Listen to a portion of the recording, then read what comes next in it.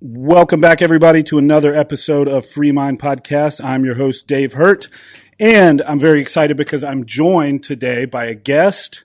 For 2022, I wanted to start bringing on more comedians, people involved in that world, for a very specific reason because, we talk a lot about cancel culture and free speech and stuff on this show, and I truly think that comedians specifically are at the forefront of that. I mean, if comedians start getting canceled, then, we're in a really bad place, I think. So without further ado, Gina Hyena, welcome to the show. If you want to do a quick intro. Hey, happy to be here. So I'm Gina Hyena. I just started comedy in 2 weeks. It'll be 2 years. Wow. Always been a fan of comedy, and I'm definitely seeing some of the cancel culture stuff. So I'm very happy to be here and talk about that. I think you recognize me from Kill Tony. Mm-hmm. Which we all know is like some of the people that are like, fuck this cancel culture shit.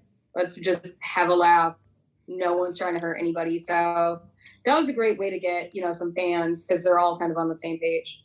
Yeah. And especially with, cause I watch pretty much every Kill Tony every Monday evening. It's like my ritual, but, yeah.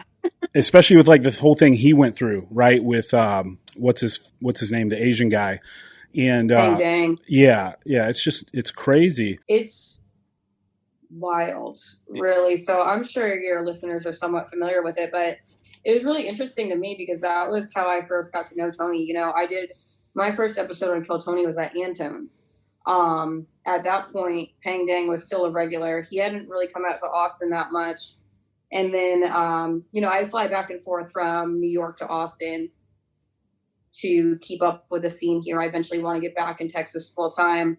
And I just remember, one day it was all this stuff with Tony's getting canceled. His manager dropped him. Antone said, you can't do Kill Tony here anymore. And it was all over, one show that they do at Vulcan, which Vulcan is awesome. It's such a fun place to perform, where Tony, if anybody's familiar with him, is a big roast comic. The guy is one of the most supportive people in comedy, which you can see just from creating a platform like Kill Tony. He does that so people can get out there and get more fans. We wouldn't know each other unless I got on Kill Tony. Yeah. He's a huge supporter of the community. And what he did was he kind of, Pang Dang got up. He did this whole set, which was a lot of virtue signaling. It was a lot of like, oh, poor me, and falling into like the Asian hate stuff. Room hates Asian people. Nobody hates anybody. We're all there to have a laugh. So he went into this whole thing, which seemed like a lot of virtue signaling. And of course, Tony was like, just to be comedically timing, the funniest thing to do in that room right then would be to make fun of him for what he did and say something so over the top racially that would have looked like, oh my God, like this guy was trying to say, oh, poor me, Asian hate. So to say something like that was hateful to him, that was like it was 100% breaking balls. And the thing that happened, which is so gross to see a comic canceling another comic, was Pang Dang edited it and he put it up on Instagram and YouTube of just Tony's clip saying these racial slurs, which out of context looks crazy. So that had happened when I was in New York. I had come back. Vulcan had already said, like, hell yeah, come over here. We'll do Kill Tony here. We have a bigger setup. Tony got a new manager who's doing so much more for him. He really turned it around. But that was such a wild thing to see, to be like, wow, all this cancel culture stuff is real and is very hurtful to people's money. It's their career. And you're like, the idea when you 100% know that this is a supportive person, to do that, to try to stab someone in the back and get higher up in the rung or tiers. Like, the biggest thing I say to other people, I'm like, did it make you funnier? Because I doubt that made you funnier. Like, at the end of the day, all comedy should be is what makes you fucking laugh, Yeah. And Pang Dang, I mean, when I watched that, it was, like you said, it was so teed up perfectly timing wise for Tony to essentially do what he did. Like, that was just good comedy. And and like, I think another thing with that was, like, if you can't laugh at yourself, which essentially, I mean, Pang couldn't laugh at himself. Like, if you can't laugh at yourself, like, Man, that's a pretty big shortfall, I think, especially in a comedian, which I'm not a Why are you comedian, but here I'm a then? huge fan of Yeah. comedy. And So, it's great because you need people like you that recognize that that was just, 100% somebody trying to be funny and do like the 100% funniest thing that they could do in mhm, that situation. And for me, I know I'm like, I love Joan Rivers. Like I loved all the people that, Louis C.K. that, when they were talking shit, like they were never being like hateful. right. That's the thing, is that there's this fine line of no one I know that's a comic is hateful. We're all just trying to make somebody laugh. And, there is this huge threat right now, even it's happened to me a couple times now, which is crazy. Like I have a couple jokes, I grew up in Boston, outside of Boston. I grew up in a white trash town called Chicopee, Mass. Half of my high school is dead from fentanyl overdoses of Jesus. heroin. I make jokes about that. I'm like, not one of them has a hit album. And like people get upset about that because I'm like, I loved Alice in Chains and I love Stone Temple Pilots. If you're gonna have a heroin addiction, at least write a fucking song. Right. But people get hurt about that. I mean, I'm Italian, so I grew up, knowing that my grandfather was somewhat abusive to my grandmother, and I'm also like a domestic violence survivor. Like and I hate saying survivor. Like I had a dude beat the shit out of me, and then New York City sued him because I was too nervous to press charges. And like, I mean, like black eye, the whole thing. And I make jokes about how I can take a hit because I'm Italian. And like people get offended by that. I'm like, I'm the person that got hit. Like, why are you upset? There's a lot of audiences that it seems like they've been trained, whether it be online or from TV, to pull back and be like, well, I should be offended. Mm-hmm. And it's such a strange change in the culture that's dangerous. I think it's so dangerous.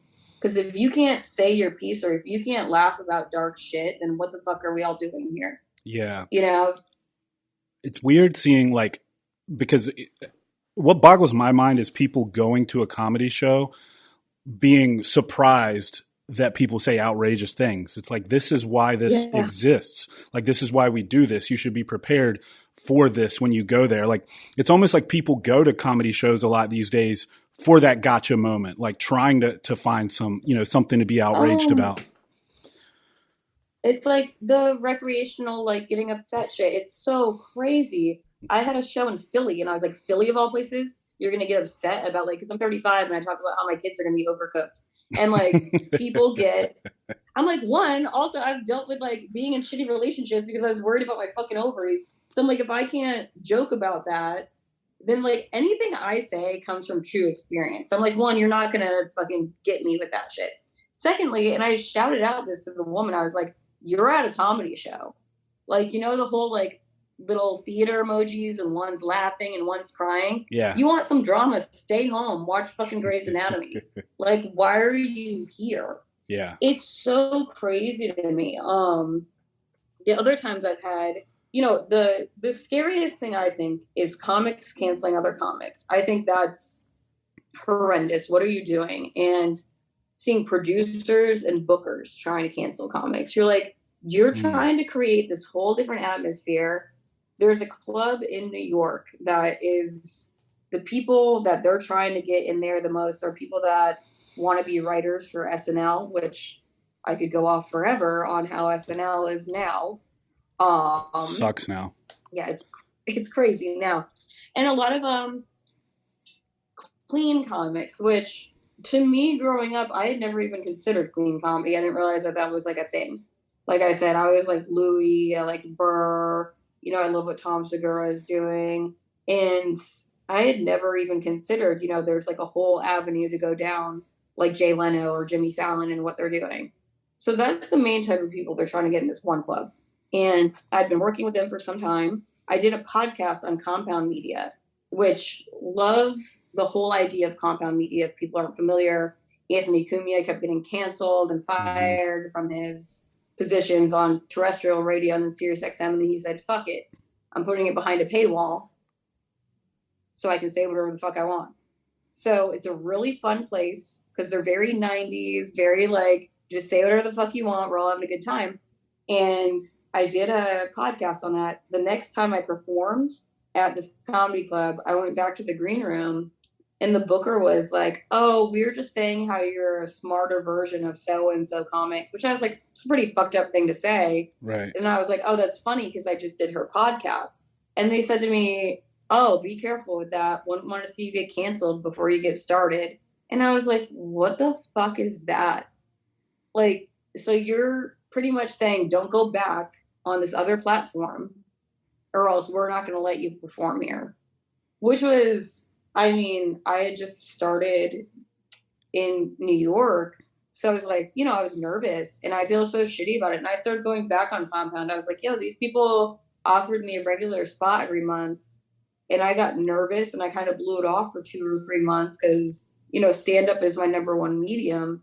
But I was like, to do that to somebody, I said, you know what, fuck that. There's other clubs and the people that are very much like, we want to be funny and we want to have a good time and support each other. I'm like, those are going to be the people I stick with, you know? Yeah. But yeah, seeing anybody try to cancel what somebody's saying, you're like, that's it. That's an issue. That's a huge issue. I mean, even you don't shut somebody up. Right. That's not what like this country was made for. Like, you don't silence somebody, especially a comic. I mean, it's wild. I've like comedy for me represents sort of saying the things that the normal everyday person is afraid to say. So I've always been like a big fan of, like you said, Louis C.K., of Burr, all those guys who toe the line, cross the line, plenty of times, but they're the ones who are like blazing the trail, finding where the line is, and if we can't do that, then I mean, we're kind of like a rudderless ship. Like what's the point, I guess? I want to talk about you though. I reached out to you because I thought you had a pretty interesting story. I saw you on Kill Tony. I think the first episode, what was it, like 503 or whatever, is the one I saw you on probably. And you like killed it. And then it was funny because a lot of times when I see comedians I like on Kill Tony, I'll go like follow them on Instagram. Like that's how I met David Lucas, and he's coming on the show later this month. He's actually going to be in town, so he'll be in the studio. And I'm just going to like tell him to roast me as hard as he can. That'll be fun. But yeah, he's good at it. Damn. Yeah. Dude, him and Tony roasting each other is like one of my favorite things. Just watching them go back and forth. So great. Yeah. So, but anyway, I followed you on Instagram, or I went to follow you, and it was funny because you already were following me, and I was like, oh, that's interesting. So I just followed you back, and then we just kind of started talking. But how did you get into comedy? Like, because I know a little bit about your background. Like, I've looked at some of your YouTube stuff, and obviously you talked about it on Kill Tony. But for those listening who maybe haven't seen any of that stuff, like, what is your story, and how did you get here doing this? Yeah, it's pretty fucking crazy. So, I mean, my story long form wise is that I always loved comedy. I always loved, like, when I was younger, I had my dad take me to go see the Kings of Comedy because I was too young to buy a movie ticket. Nice. I always loved watching South Park. Like, I would watch Premium Blend after school. Loved it. Jim Brewer was my first stand-up I saw live at a college, actually.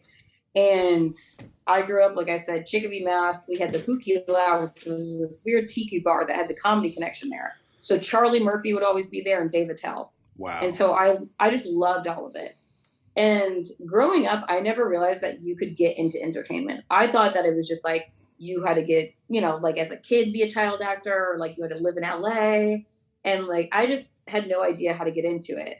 I also was very much pushed. I'm third generation Italian, so my dad went from, this is going to be a long form way to tell the story, but somewhat interesting. So my dad went from having a 2-year degree to having his 4-year degree when I was in high school. And I watched him get his master's while I was in college. He's a nurse practitioner. So they were kind of in the mindset of being a nurse or medicine is like the only, like you get good benefits, like, immigrant mentality, you're smart, you like science, you're going to be a nurse. So I studied that for a bit. I got into a good nursing program, immediately hated it. Like, I'm not the type of person to like wipe ass and just take orders. Like, I can't. I like problem solving. Like, I like using my mind. I've had existential crises since I was 5. So I was one to like figure out life. I ended up making my own major in college. I wanted to study behavior because I like watching the way people do things. I was like, is it genetics? Is it, their biology? Like, what is it that makes somebody act like that? Worked in a primate lab as an undergrad, graduated, worked in the primate lab. They contracted me out. And then, went through these abusive relationships, allegedly helped run a poker room, did some pretty crazy shit. So I could never draw attention to myself. That's part of the reason I use a stage name.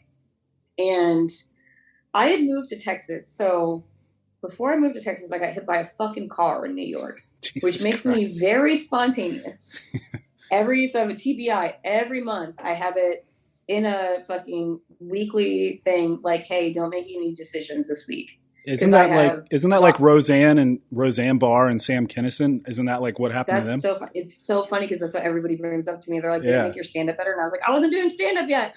I was just trying to live. Well, it's good now. So yeah, it helps now, right? I think it's more so that I'm like, I thought I was going to fucking die. So like a crowd not liking me isn't really going to scare me. Yeah. That's what I always tell people. Like when they're like, oh, you're so confident on stage. I'm like, I got my ass beat by dudes. I've seen a lot of violence and I got hit by a fucking car. Like, I don't think any of that is going to happen when I go on stage. I'll fucking live. Yeah. So one of the decisions I made was to move to Texas. I've been out here. I applied for a job in neuromodulation. I was working in neurosurgery. So I was like the senior clinical specialist for implanting devices, and I was programming people's spines. So if you have chronic pain, you can put electrodes in somebody's spine, and then I would wave this thing and I'd have it on a tablet, and I would adjust like how your spine is modulating your pain. So wild fucking job. During that time, I was also on Chatterbait. So I had thought I wanted to do Twitch. I know it's such a I wanted to do Twitch, and honestly, I was like, I don't have the fucking equipment. I was like, I wonder what else there is that's like a live form, like video chatting, and found Chatterbait of all things. And I was like, I wonder if anybody's going to watch this. And they did. And it's so funny because when I tell people I did Chatterbait, their mind immediately races to like me doing something like insane on webcam. Most of the time I was just in lingerie and I was working out bits. And people loved it because a lot of those girls don't have personality. True. So I've heard. Yeah. Which I've seen that homepage too. And I was like, dear Lord, these poor girls. Yeah. These girls are doing some wild things. So long story short, I started comedy because I had always wanted to do it. And one night when I was feeling spontaneous, I was like, I am sick of dating. I can only go to the gym so many times a day. And so I just Googled an open mic. And I was like, nobody knows me in Austin. Nobody. I had only lived there maybe a year. I was like, no one can stick their finger in the pot. Nobody can ruin this for me. I'm just going to go out and do an open mic. I went to Volstead on the east side, and it went well. It was fucked up. Like my first time ever open mic went very well. And then some comics were like, hey, there's another one tomorrow. So I did 3 nights in a row, and I just never stopped. Like I was like, I didn't know that this was an option and that you just kind of build your own career. So started that. COVID hit. So I started January 2020. March, COVID hit in Austin. And me and my friends that were really on a roll with it were like, fuck that. We love this shit.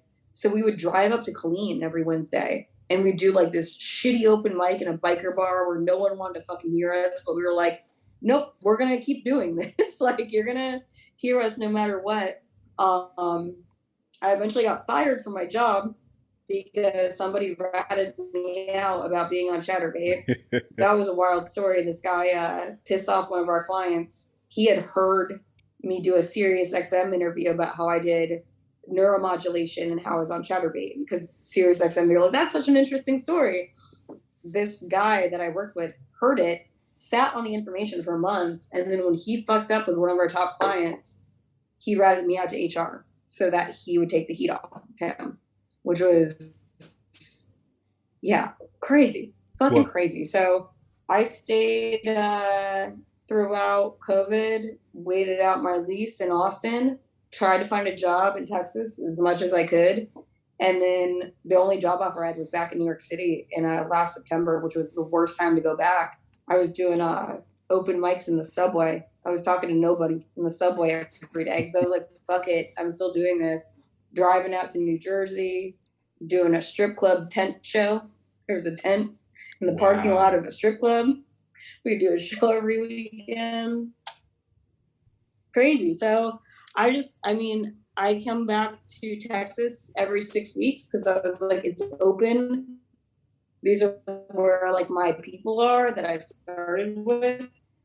And that's when I got on Kill Tony. It got me a lot of traction.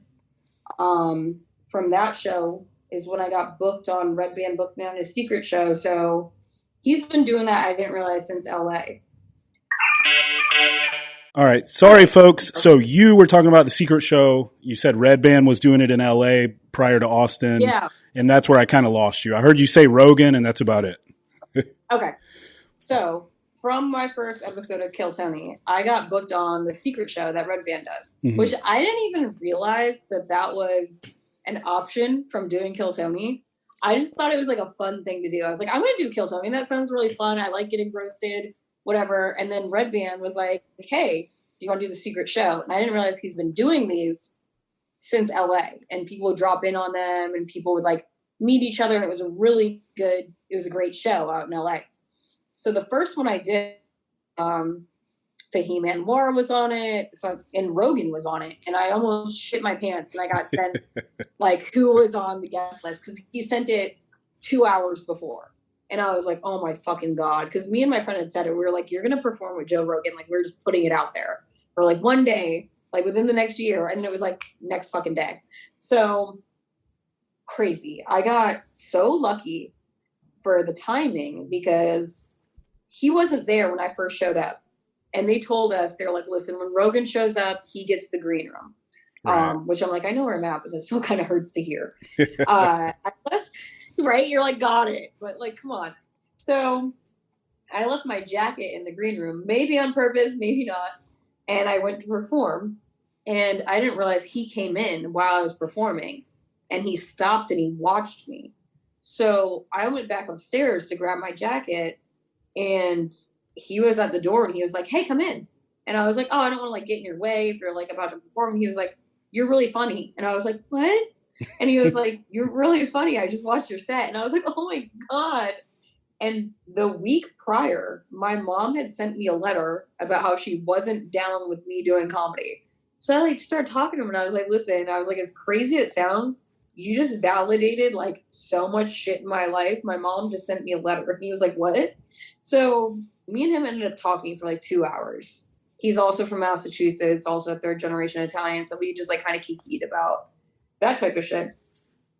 4 months later, he started following me on Instagram. Red Band must have told him I was back in town because Red Band booked me again. And so it was wild to have him start following me on Instagram. He was like, hey, you're funny, this and that. Recently, so this is a perfect time to do this podcast. Recently, another female comic who books out The Creek and the Cave, and this will show you how opposite we are on our values. I had started producing a show.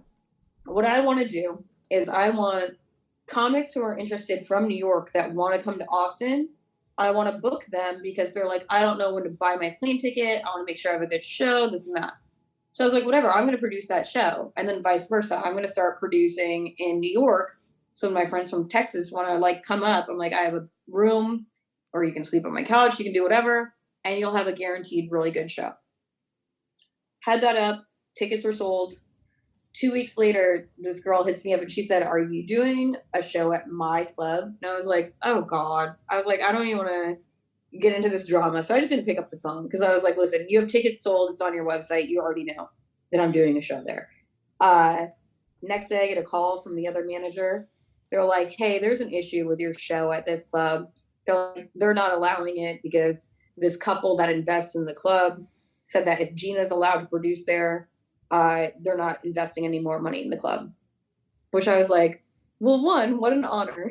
What an honor that you're so fucking threatened by me or whatever the fuck. And it was so wild because I was like, I'm annoyed because I want 30 days to promote something. I want it to be done professionally, this and that. And I'm like, now I'm scrambling. So I slept on it because I was about to ream this girl out on the internet. And I was like, I'll just sleep on it. Next day, I just put up a poster. I said, new venue to be determined. We'll figure it out. This bitch has a dry pussy because she's upset. So I had to throw a little something in there. So it was so wild because out of all people, fucking Rogan reached out to me and he said, who the fuck is fucking with you? And I was like, that's so crazy to have somebody who like gets it, have your back.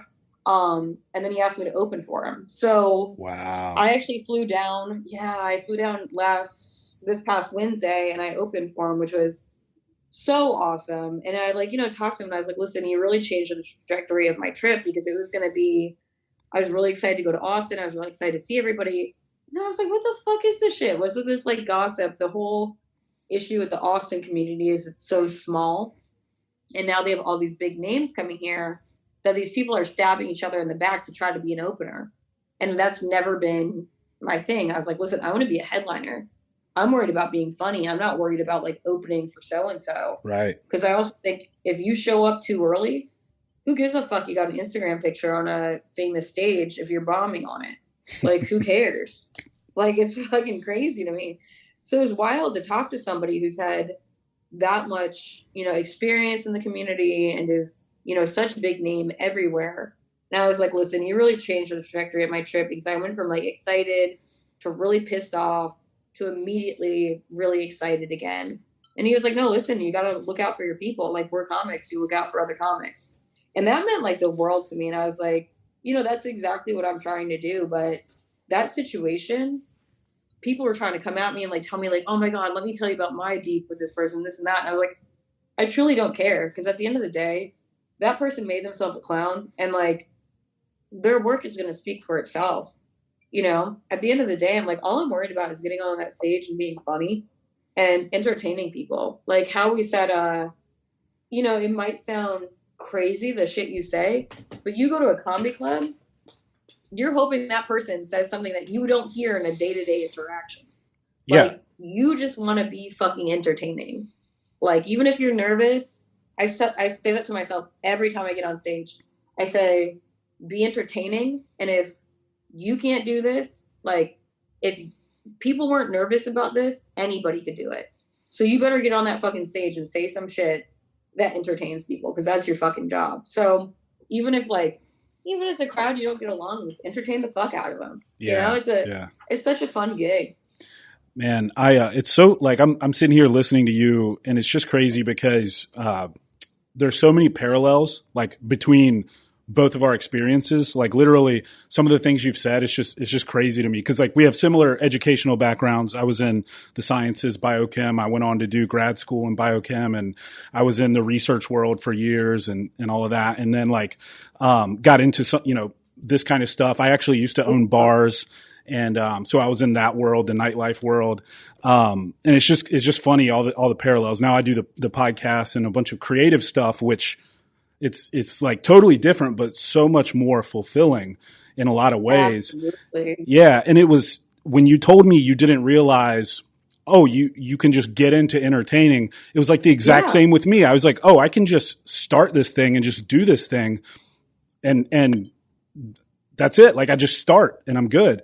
And yeah. And then people notice it and they like it. And then you just build a following and you're like, oh shit. Yeah. Like when I look at like, I mean, I don't even have 10K followers yet, but I'm like, oh, there's people that I have no idea who they are that are just entertained by what I'm doing. And that means, the world to me for sure. But I had no fucking clue. And I'm sure these things happen to you in, podcasting and even in the service industry. People are so much drama in the service industry.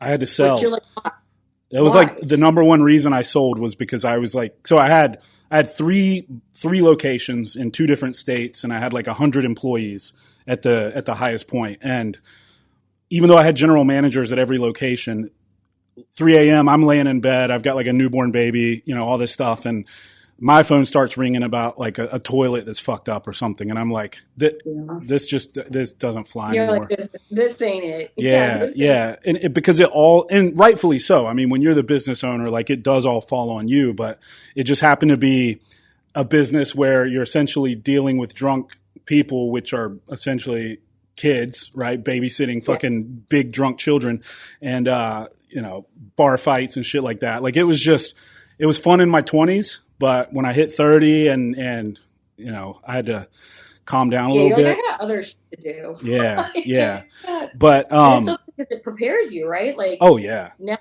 now that you're running your own thing, you're like what I realized is I'm like, if I had enough passion and like drive to get myself to, be a primate research assistant where only 6 people are like asked to do that a year. And if I can get myself into neurosurgeries, I'm like, I wasn't even passionate about that, but I'll work my ass off until yep, I'm at the top. I always want to see my name at the top of a fucking list.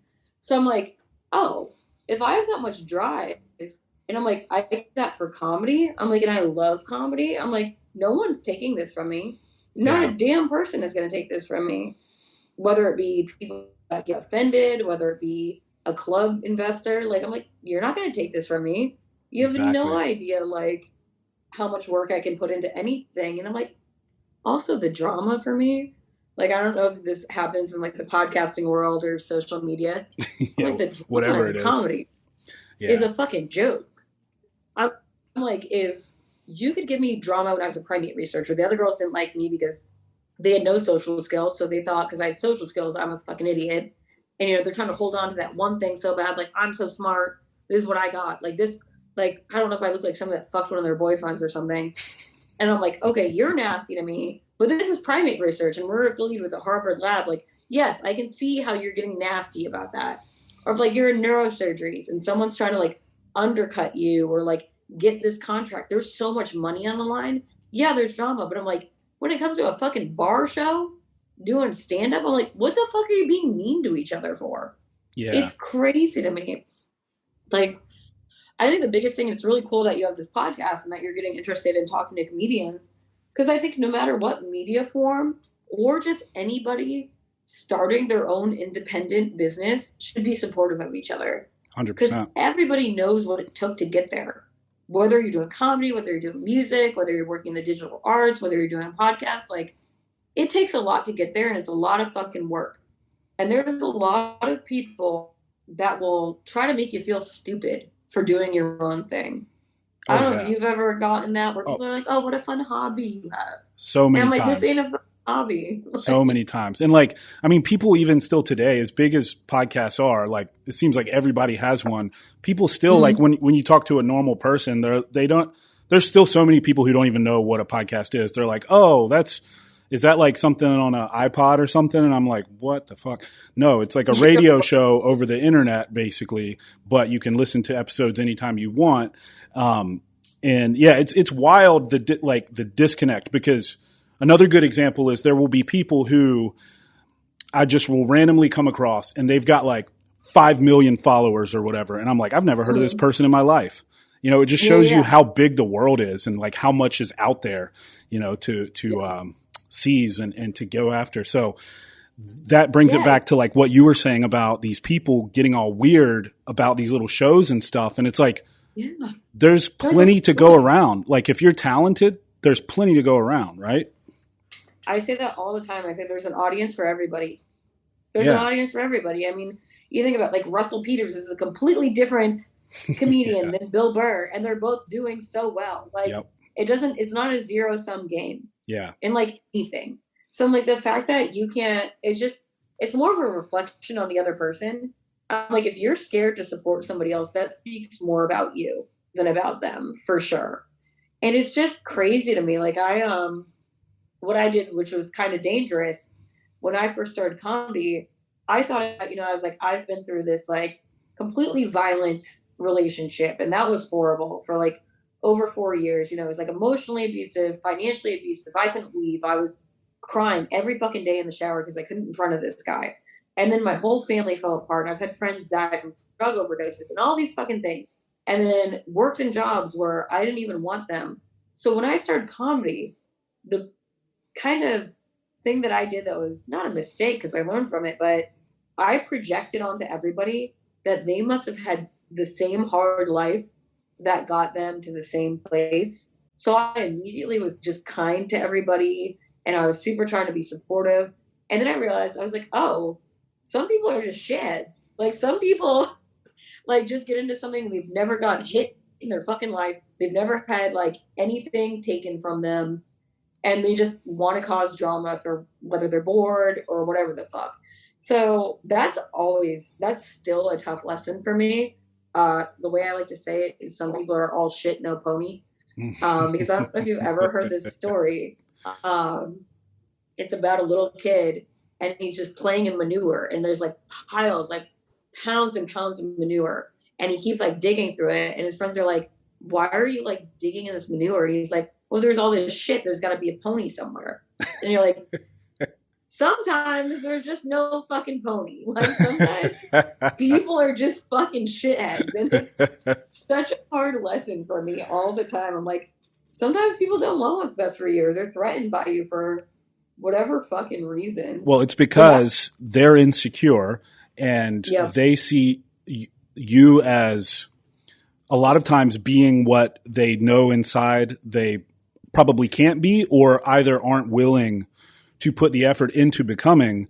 And so they resort instead to just talking shit, projecting. All of that comes from insecurity. I mean, nobody is a Joe Rogan punching down on a Gina Hyena. No. Like nobody who's achieved something is going to be punching down, right? Like it's always the people who are essentially beneath you, for lack of a better phrase, right? Who are deep inside aware of the fact that you are achieving certain things that they might not ever be able to achieve because maybe they just really don't have the talent or the work ethic or whatever. So it's all projection. Yeah, it's crazy. And I think a really funny thing that happens to me all the time is that I have men a lot of time be like, oh, you should say this joke or you should say this on stage. And I'm like, open mics, you can go to an open mic any night, bro. Yeah. And like a lot of people are saying like, they're like, you should say like, I suck this many dicks or whatever. I'm like, bro, you're trying to like, what are you trying to get at? Like they want to do like dirty female jokes. As always what I get recommended to me by guys. And I'm like, all right, I don't know what the fuck you're on or like what you can't admit to yourself, but that's fucking weird. Like that's a weird thing to do to women. Like, and then I get a lot of people that are like, you should do this or you should do that. And I think they want to own a little piece of what you've done that's taken like balls to do. Yep. Because they think that it will like, I don't know, then they have some sort of ownership on it. It happens all the time. They're like, it's crazy. I always, I'm 100%, I will do it until the day I die. I write all of my jokes. I don't even let people throw tags on them. Like people are like, oh, you should change this or that. I'm like, no, all of it's based on true shit that's happened to me and it's all mine. Like no one gets to say shit to me. What is your writing process like? I wanted to ask you that because that always intrigues me about comedians. I'm crazy. So a lot of it is that I have fucking anxiety and I'm always alone. So I work alone and I live alone because I do pharmaceutical sales. So it's me out going out on my own. And I always have this like internal monologue going. So I'll start thinking about a rant about something stupid and then it'll just keep going. And then I'll wake up with them. Like I'll wake up and I'll be like, okay, write that down. And sometimes, like I'm trying to think of like all this stuff with like, you know, like I say I'm half Italian, half plastic. Like that's just some shit that like came out when I was bullshitting with my friends. The one joke that has really like a strict process to it is the first joke I ever did on Kill Tony. So it's about dating magician. The magician. So that was a true story too. Matched with a magician on Tinder. And he legit said, I'm only looking for something casual. And I was like, yeah, bro. Yeah, got it. You're a fucking magician. Like, it was like, that was the first. I was like, yeah. And then he said, I just want to be honest. I didn't want to lead you down a deceptive path. And I was like, at first I was like, sounds like he's in love with me because I know how these motherfuckers work. Yeah. And that one, I remember that was when we were in the subway doing open mics. So every fucking day at 5 p.m., me and 5 other comics would be in the 86th Street subway, just the 5 of us, no people walking by, doing these jokes. And a lot of that, it comes to me doing open mic that I say something and I walk off the mic and I'm like, fuck, I should have said that. Mm-hmm. And that's when I get like my next line. So it's just a lot of bombing out loud. And so it eventually got to the point of, saying he's got tattoos on his face, so I'm still going to fuck him. And then I kept doing that. And eventually I got off stage one time and I said, he should have said check behind my ear. And I was like, fuck, I should have said that. My friend was like, that's funny. So I wrote it down. But then what I did, because I really wanted to just try this. Did you see the movie Parasite? It was like a big deal. It was with the rich family and the poor family. Yeah. So that movie kept winning all of these awards. And part of it was because of the timing. So they kept saying this director has the best timing. So there's a video on YouTube and they said this is the best montage ever put together because of the timing of it. It leads the story perfectly. So I watched that video and they were like, okay, so it's long form that they get the sister into the house. And then it's a little bit shorter in time that they get the brother in. Mm-hmm. And then they get the father in. And then it's a shorter time they get the mother in. So it went from like going like this to this to this to this. And so I was like, all right, well, I want to hit a punchline. Like in this, I want to give you a long form. Like I matched with a magician. He said this. And it gets like to this one punchline. Then you get a little bit more. It gets to another punchline. And then the last one is the hardest punchline. It's the shortest amount of time there. So I was like, I just want to see if I can write like that, like looking at something creative. And that's how I wrote that joke. And it's been my hardest hitting joke, which is annoying because it's about a real fucking person. I was going to ask, has he seen you perform that, or has he like reached out to be like, hey? Yeah. So it was actually really funny. I wrote that joke before I even met him. Because just the fact that he said, I'm looking for something casual, I was like, that's out of control. That's out of control that you would even say that. So I started writing the joke. We'd been texting back and forth, but my main thing is comedy. So I was traveling to Austin, and then I went to New Orleans with a friend for her birthday, and I hit open mics there. And that's when I performed the joke in the full form. The first time was in New Orleans. And it hit to the point that they booked me on a show immediately the next day and had me headline. It was wild. So I told him that. We met up a couple weeks later. And what's so funny is his best friend is a comedian. So I forget that it's about a real person. Because, like, we dated for, like, 2 weeks. And then that was it. And this is, like, almost a year ago now. And now I'll go to, like, comic strip. I was like, oh, shit, his best friend is on this show with me. And I didn't even realize because I did the joke. And I get off and I'm like, I forget this joke is about a real person. And his friend was like, yeah. He was like, it's so funny. Like, this person lives on with you. And I was like, God damn it. So every time you see me perform it, as soon as it hits, I'm always like this. I'm always so fucking disappointed in it. But no, my writing process is mostly me having thoughts running through my head all the fucking time. They're usually based on true stories or how I'm thinking how I would tell a story. And then I just write it down and start bombing at an open mic until it sounds good. So do you like carry a notebook around, or do you put it in your phone? Oh yeah. I carry a notebook around sometimes. Nice. I write myself texts if I don't have a notebook by me, I'll write myself a text. I'll try to find one because they look so psychotic. I'm like, oh my God. So like I started writing one and literally all I texted to myself was personality based on what they put in their holes, which sounds fucking insane. Yeah. But I think it's so crazy how people base their personality on being a vegan or being keto. And it's like what they're putting in their holes, or they base their whole personality on like, I'm like gay or like whatever gender. And I'm like, I don't give a fuck what you put in either hole.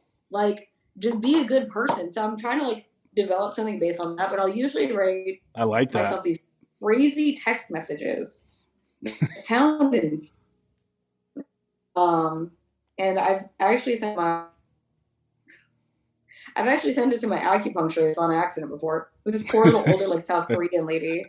And I sent her one about how men actually I think love when we're crazy, like how Alanis Morissette made like so much money off a Jagged Little Pill. That's still making money off a Jagged Little Pill. There's a whole Broadway thing off of it. And she's got that one line about like in the theater. And I'm like, bitch, that probably happened once. You probably gave one blowjob in a theater and you're not letting that shit go. But I'm like, God, my poor little acupuncturist was like, Gina, you sent this to the wrong person. Well, one day someone's going to be like, bitch, you only dated a magician for 2 weeks. Yeah, right. That joke still For hits. real. So Your whole career. once you develop a joke, I know you do open mics, and I guess like your resiliency that's come from this life you've lived where you get up and bomb and it doesn't even phase you. It really, really helps a lot for developing material because you just go up and try it out and keep going, which Yep. I assume is like a huge advantage, right? Because if somebody's easily offended, if they bomb and people laugh at them and they want to just go like fucking die, Yeah. that's probably not good. But so once you develop something, I mean, do you like, and this is all going to sound like if somebody's an actual comedian, they're going to think I sound like an idiot because I don't know anything about this stuff. But do Yeah, you no like worries. practice at home too to get the timing down, or like what is your Oh process for yeah. all of that stuff? Oh yeah. So a big thing with me that helped when I went back to New York is very like they've been around. It's been like the place to do comedy for a while until all Right. this shit started popping up in Austin. And they are much more like old school that like you do not run the light. Like say you're doing a 5 minute set, somebody blinks a light at you at 4 minutes. If you don't get off at minute five, you don't work in that club again. And Oh, that's wow. not the case with Austin, but I was like, I want to make sure I get that down.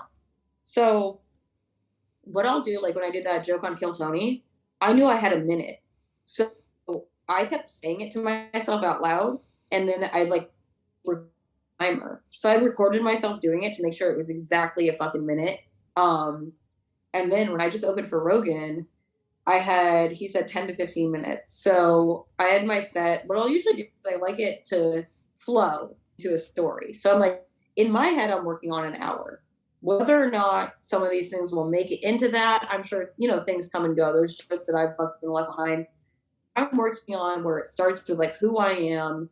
And then it's like I've joked about abortion and shit and how it's like hard for me to date and like this is why. And then it's like the background with the webcam stuff. So it's like it all flows together. So it's not like here's a joke about this. Is anybody dating lately? Like I don't want to sound like that. I want to Right. sound like an hour. So that's I don't do a lot of crowd work because in my head I'm working on an hour.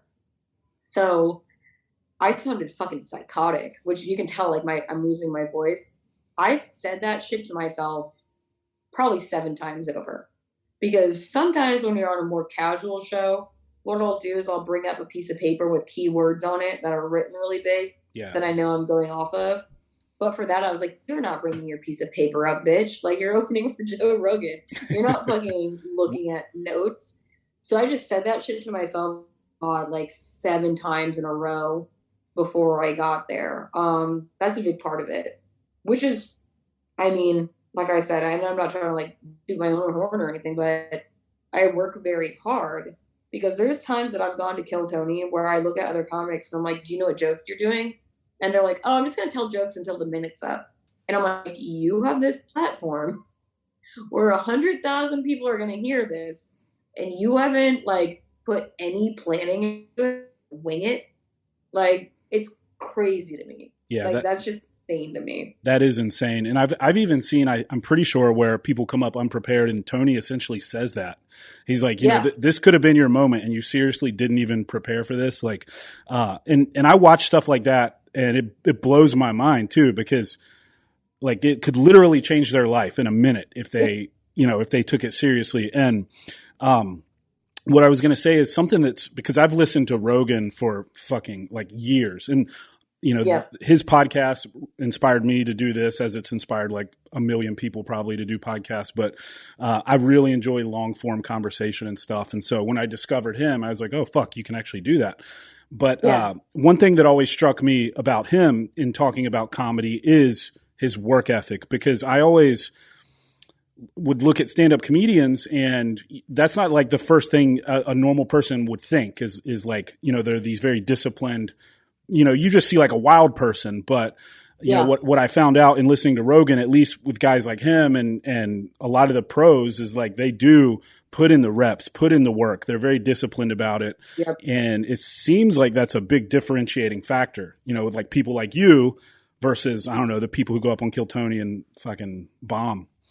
Yeah, and it's funny for like to hear it from audience members. I have friends that have been with me since open mics that they've come at the back of bars, which are horrible.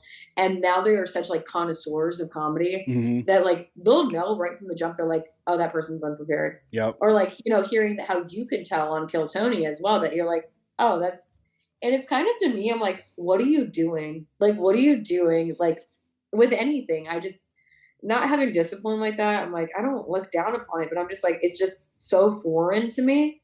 Like, that's just, it's insane to me because like it's the best gig in the world. I mean, comics are so fun to hang out with. I love, like I said, behavior. So as soon as someone gets up there, like they're immediately like emanating like their personality and their story, and like they're sharing their view, and I'm like, this shit is so fun. But yeah, you can tell right off the jump, because I have a friend who does he records podcasts. He's really into the media side of it. So he runs Faust Media, and will work himself into the ground. He makes sure everybody's podcast, he's like, I'm not putting it out there unless it's good. So if you show up to his studio and you're just fucking bullshitting, he's like, I'm not interested in recording your podcast. I don't give a fuck about your money. So with all sides of it, you're like, what are you doing? But the flip side of that is what I didn't realize is that there's a lot of people in comedy that are just hobbyists, which is a term I just learned from doing this, where they just want to kind of do it as a fun thing. Like they're married and they just want, maybe once a month they do a show in like Jersey with their family and stuff like that comes out. Or like they're the type of people that were at like a Thanksgiving and somebody was like, hey man, you should do comedy. And like they just do it as like, oh, every once in a while I just fucking do this. And there's a lot of people that, they're really into alcohol and they're really into partying and they're into doing drugs and they just want to be part of a community of like misfits. Because there's like, we're all fucking misfits. We're all fucking broken toys hanging out together. And sometimes there's a lot of people that just want to be part of that.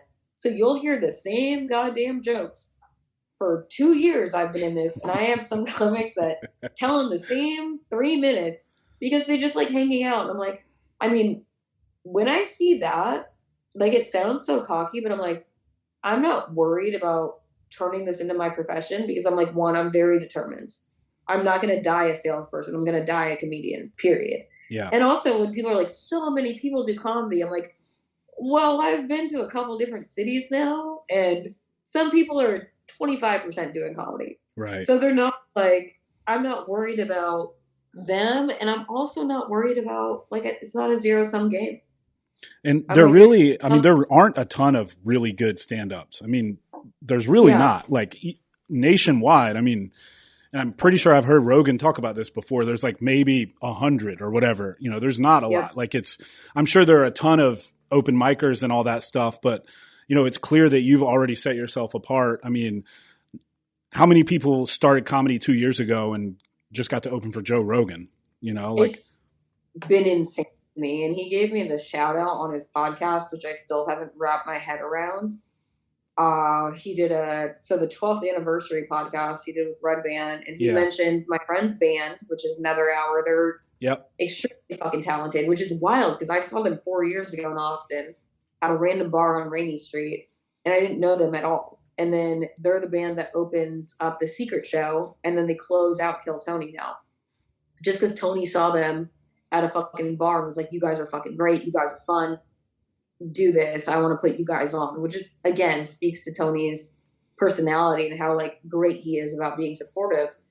And then this past week to hear Rogan say, the Secret Show is dope. That's the first time I saw Gina Hyena. I was like, what the fuck?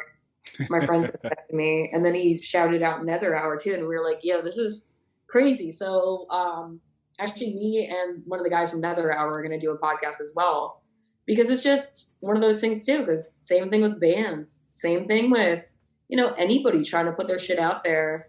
You got to be supportive of each other. Because what the fuck else are we doing? But yeah, to be 2 years in and to have I've been a huge fan of Joe Rogan too. To know that he knows who I am, I'm like, wild. I haven't wrapped my head around it at all. Yeah, it's like. People are just people, no matter how famous they are, right? Like they're still just people. Yeah. And I don't get all wrapped up in the whole fanfare type thing, but I respect what people achieve.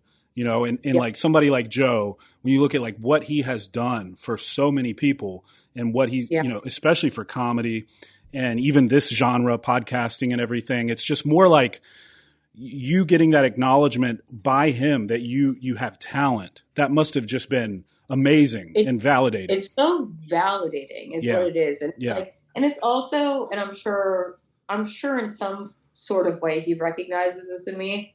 It is not my end goal whatsoever.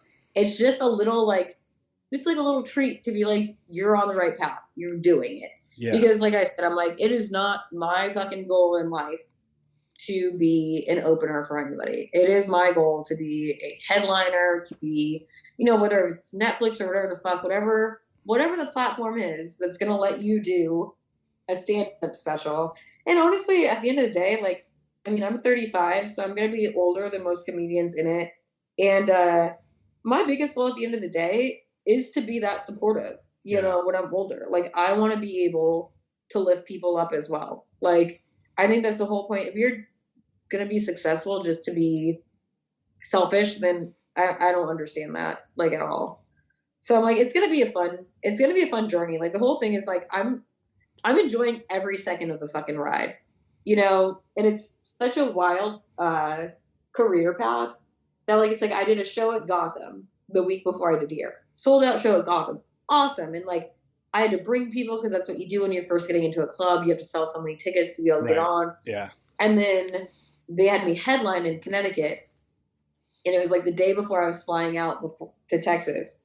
And it's I already knew I was going to be opening for Joe. But then it's I go to Connecticut and there's only 10 people in the audience. Because all this shit had hit with the Omicron thing.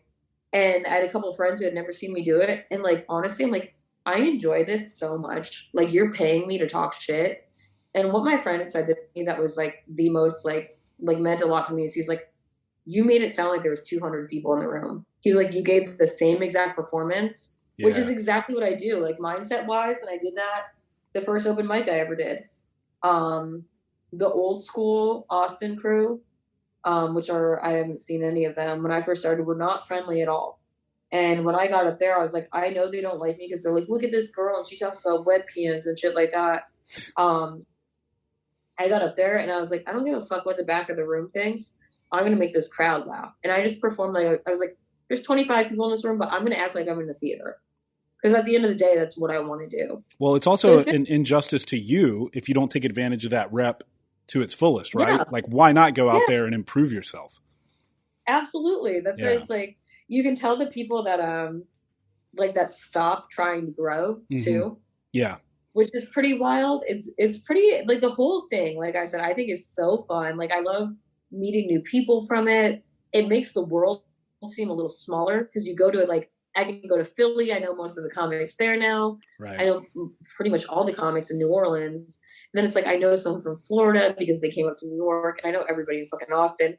And then it's you go around and you're I'm going to go out to Arizona soon. So I just want to then you're in Arizona and you're oh, I'm so-and-so. I want to go check out Austin or New York. I'm yeah, hit up all these people.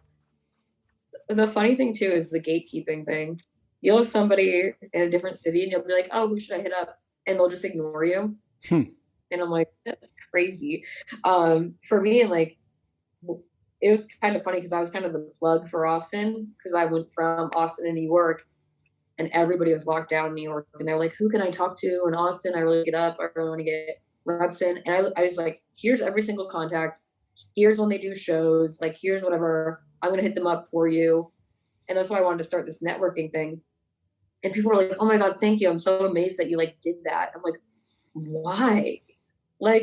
You could fucking crush it out there and that would not take anything away from me. Right.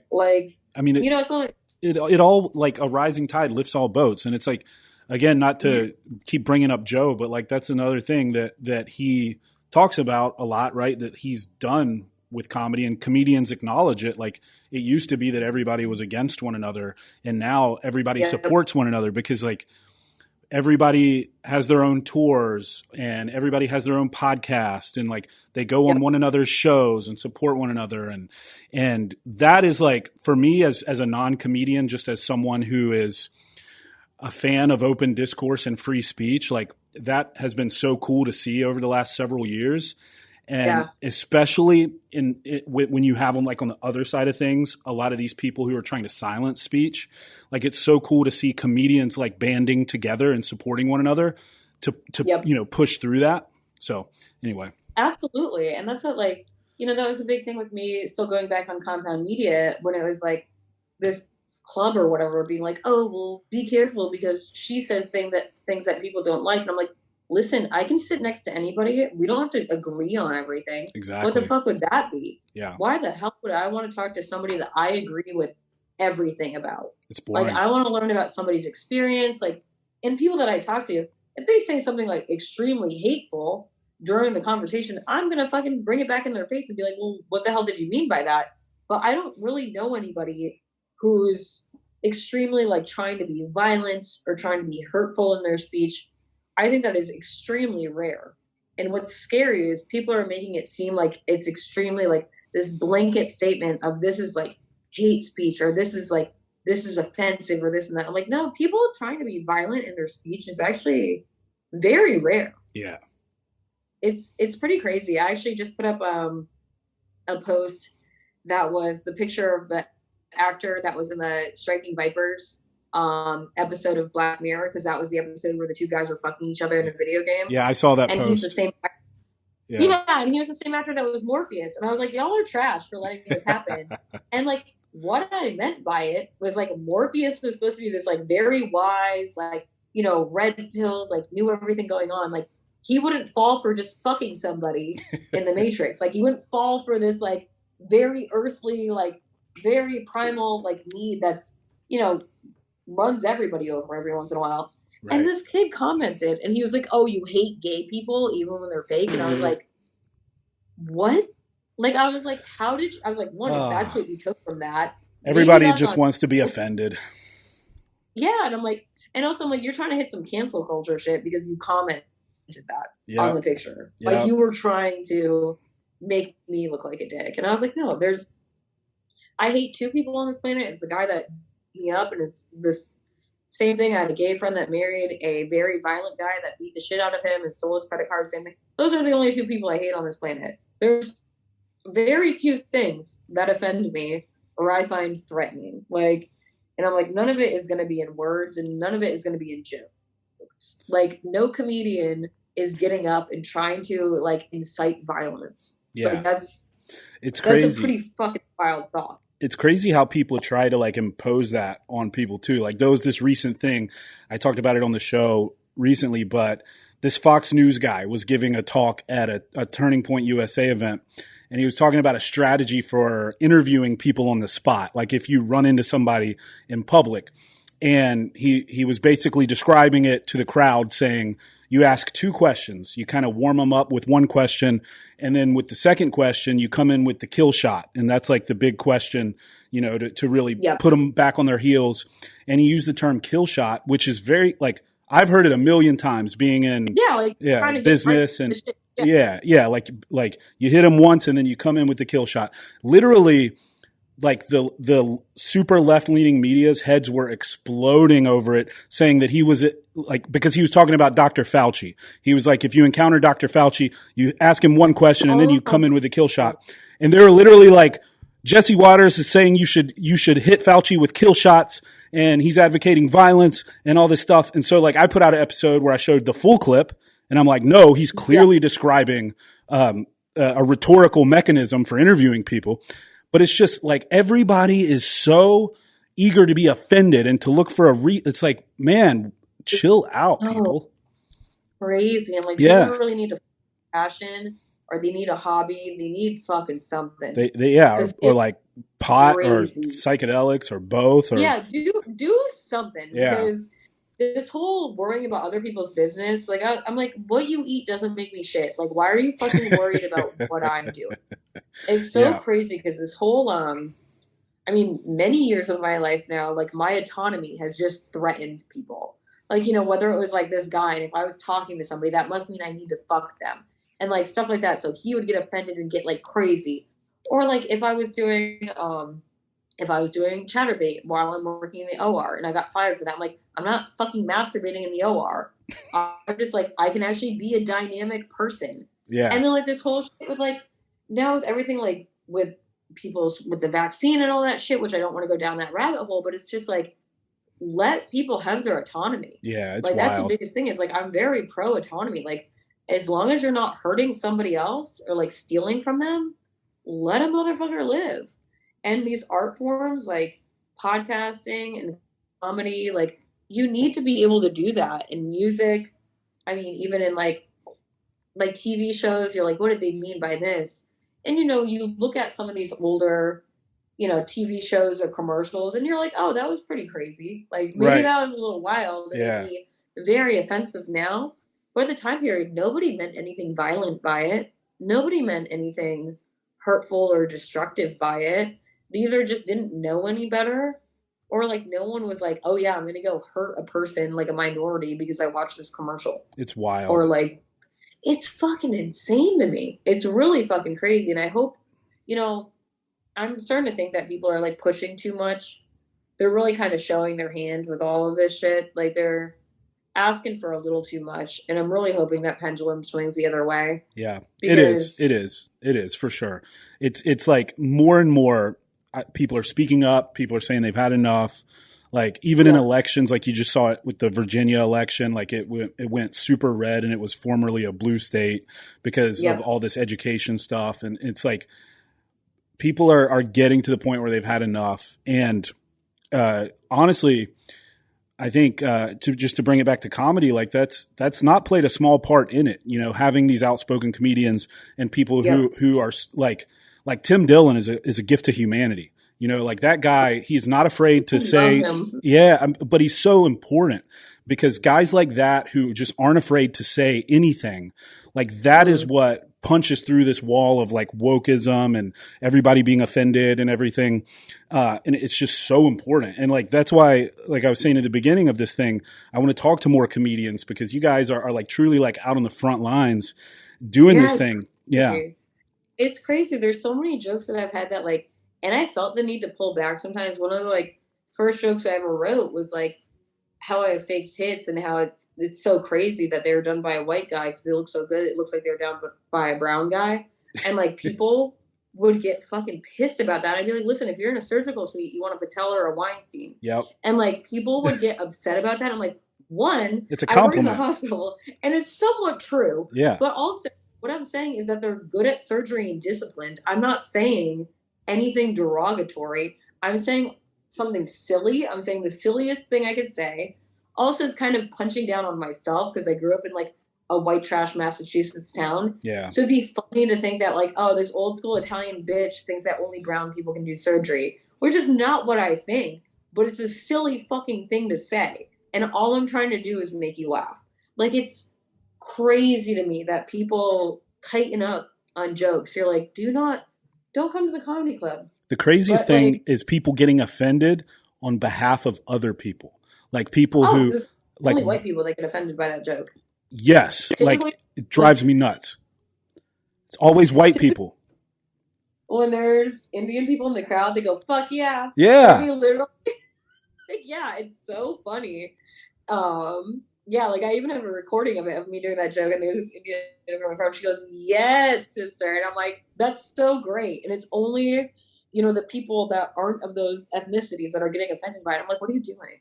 Right. Why are you upset? It's so crazy to me. It's actually racist in a way, because they're assuming that they get to speak for another group because that other group can't speak for themselves.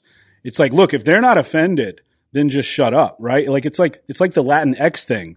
Like it's all white people pushing the Latinx thing. It's like, dude, they don't want to be called that. Will you stop calling them that? Like you don't know better than them. Met one Latin person, and excuse me if I'm wrong, but I've never met one Latin person that's asked me to call them Latinx. Me neither, and I have a lot of friends. Yeah, I've never encountered it, which is pretty crazy.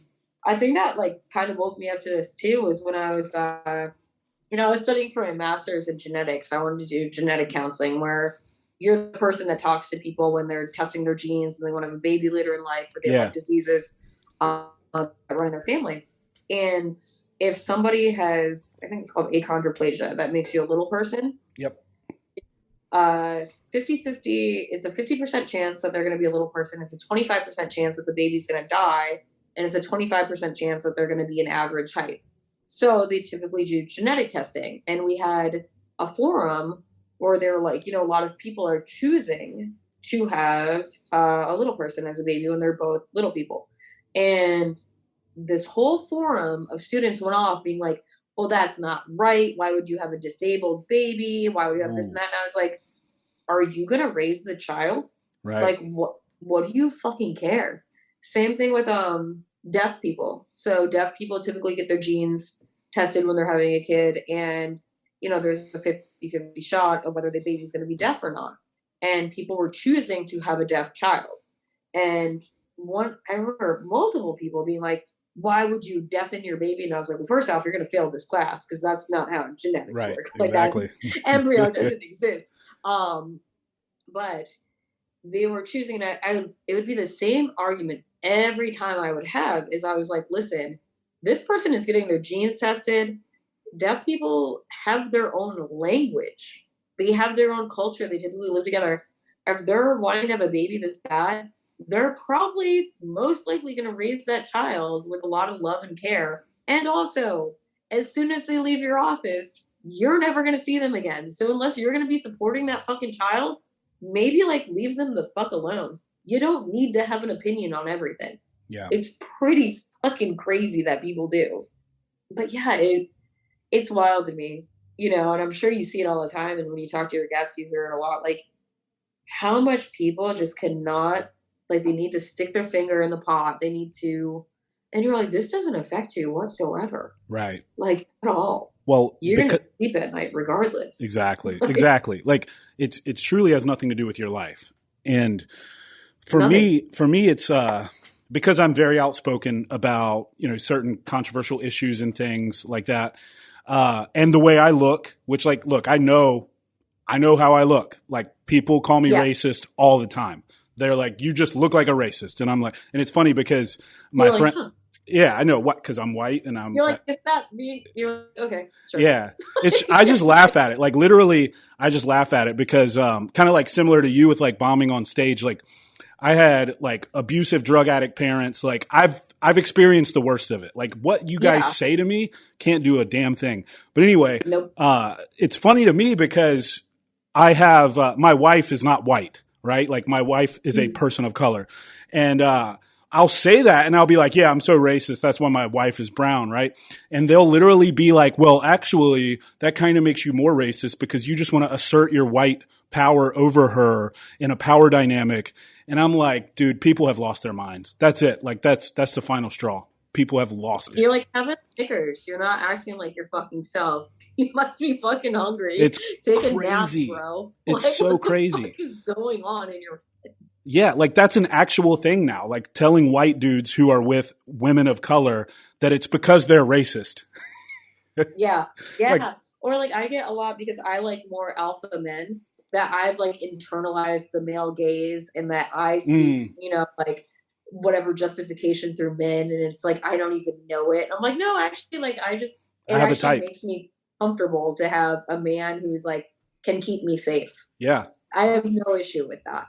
It's so, and that's so threatening right now. It's crazy to me, and I'm like, and also at the end of the day, whoever I fuck isn't gonna change your it's not gonna take food out of your mouth or turn your fucking electricity off. So don't fucking worry about it. Yeah, it's crazy to me.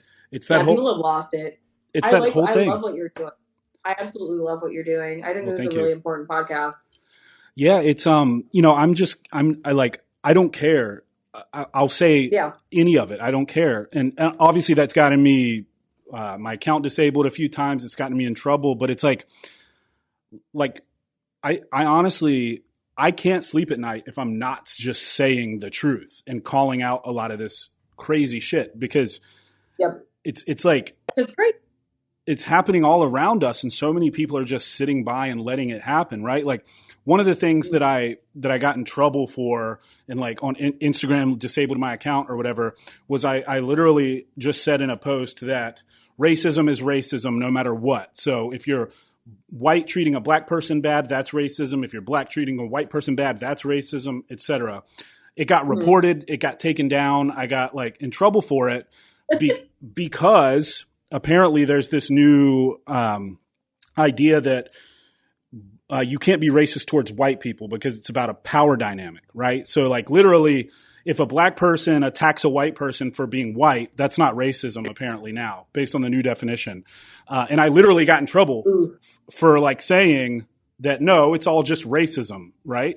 And it's all bad. And we should all just treat each other like humans and that's it. But like, that's not cool anymore.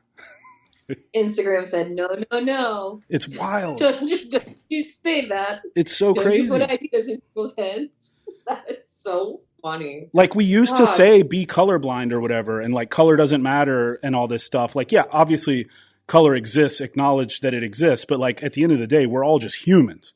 But like now if you say that, it's offensive. And it's like, who's getting offended though? Usually it's like white people on the left getting offended on behalf of people of color. So yeah, usually a young white kid that has a $9 coffee and a $2,000 iPhone. Grew up in upper middle class. Yeah, 100%. And it's wild to see that. I'm like, why are you like? That's why I have a lot of like women or whatever they identify as like getting mad at me, and I'm like, because I'm an old school woman. And, you know, like, and I'm outspoken and I'm also like, yeah, but I also like, I like men. And that's an issue sometimes in my comedy is that I like men. You know, I'm supposed to hate men and I'm supposed to hate anything alpha. And like, I'm supposed to want them to like, you know, like, and I'm like, I don't want a guy that wants to steal my jeans. Like, I want like a guy that like knows how to change his own oil and shit like that. And that's offensive to some people. It's so crazy, but it's fun. You know, I will say it's fun to be that person. You know, it's fun to be I enjoy that person and to like, because one, it makes me stick out. I remember I had a person at a comedy show in Brooklyn be like, I have never heard toxic masculinity come out of a woman. And I was like, well, what you said just didn't make sense. Dude, it's so like, it's such an upside down world now. Everything is so like, there's this black dude, Larry Elder, who ran for governor in California. And because he's a Republican, they were calling him a white supremacist, and he's black. Like, that's how crazy the world is. What are you saying anymore? Like, what are you even saying anymore? It's so crazy. But yeah, like you said, like, it's fun to be that person. I'm like, at the end, I'm being myself through and through. I'm not trying to be offensive to anybody. And I'm like, I literally have, where's my fucking camera? I'm like, shows how smart I am. I literally have stay kind tattooed on my hands. I'm like, that's crazy. I'm not, and I will say I'm not is a stay kind. And I'm like, I'm not a nice person sometimes, but I'm a kind person. Like I'm like, I will not, you know, take shit from people. But at the end of the day, I'm always gonna want to make sure that like people are okay. You know, like I'm like, I'll always do like the right thing for people and I'll never take anything from anybody and I'll try to help people when I can. I'm like, that is not, being kind is not the same as being nice. Like, I'm like, I'm not going to let you push me around. And I'm going to sound like a bitch sometimes because I'm outspoken. But at the end of the day, I'm like, I'm just being myself. And I know in my heart, like, I'm not saying anything. I wouldn't want any violence to happen to anybody I don't know. And I wouldn't want to, like, you know, hurt internally or bring up something that happened to somebody and hurt their feelings. You know, like I said, when I'm talking about the domestic violence stuff, I'm like, that happened to me. And I'm making a joke about it. Yeah. Because it's like, it's an old school sense of humor. It's also like, I'm laughing at something horrible that happened to me. You know, I'm not trying to be a piece of shit to anybody. And I'm not up there being like, ha ha, bitch, that might have happened to you. Like, that's not what it is. But yeah, I absolutely love what you're doing. I think it's so important for everybody in every industry to be able to like say like, no, this is wrong. Like, no, I need to be able to, you know, state my piece and be who I am. You know, silencing anybody is dangerous. It's super dangerous. Yeah. You don't take away anybody's speech. That's sick. That's worse than somebody saying something nasty to you. Yeah, 100%. And especially like for me, it's especially if it's someone I disagree with. Like I want them to be able to speak because I want to be able to speak to them about it. And I want it to be a conversation that, you know, hopefully shines light on an issue. The last thing I want to do is to make somebody not be able to speak, and then it just never gets discussed. It never gets resolved. It's just always like, yeah. So I know you've got a hard stop coming up soon. I think you got to get out in like 5. I did want to ask you 2 things to wrap up. So first off, what do you kind of see as like the trajectory in the future of comedy in the next, I don't know, 5 years or whatever? Do you think it's going to a better place, or do you think, I mean, what do you think with everything we're dealing with? Just on what's happening now, if I could base on my experience, I would say, one, you're going to see a lot more people making their own careers. So you're going to see a lot more people doing podcasts, putting out digital content. Whether or not that starts getting, taken down by Instagram, Facebook, whatever, because it's not hard left, I think you're going to see more things behind a paywall. I think you're going to see, a lot more people having Patreons, finding a way to get by and pay the bills and not be completely silenced. And also, I think there might be a divide between these more, like New York type cities and, like Austin or like Jersey. Like Jersey is one of my favorite places to do comedy because they come out to drink and laugh. They're very blue collar. They don't get offended by shit. I think you might see a divide between which comedy clubs, who's putting up who. Wow. Because I see a lot in New York where they won't put up somebody who's like got like a different type of voice because too many people are getting offended and they're kind of catering to that community now. I think you might see that kind of divide, but I think most likely you're going to see a lot of stuff behind paywalls. And I know down south more, and maybe in Boston as well, a lot more shows where they lock up phones. I think that's a good, quick little thing to do right now until this washes over. Because, like when I did Rogan's show and when I do Desk Squad, they lock up the phones and it helps the performers a lot. Because you're not like, is somebody recording this? Is somebody going to take me out of context? And it also makes people pay attention and they're like, oh, I'm here to be entertained. So I think you see a lot more of that as well.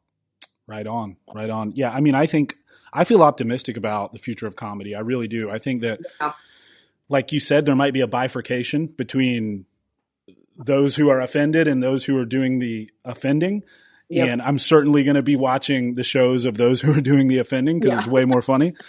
But the last thing I wanted to ask you before we wrap up is if you could give one piece of advice to like young up and coming comedians or people who haven't even tried it yet and think that it might be for them, like what would you tell someone who was maybe you 3 years ago?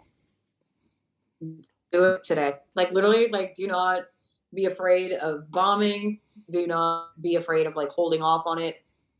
You can find an open mic. You can start talking on your phone. You can make stories. Just start because you're going to suck the first couple months anyways. And you'll learn as you go along. And, you'll learn the right people who have your back. But the biggest thing I would tell anybody, like if I could tell myself 5 years ago, would just start. Just start. You're not going to lose anything.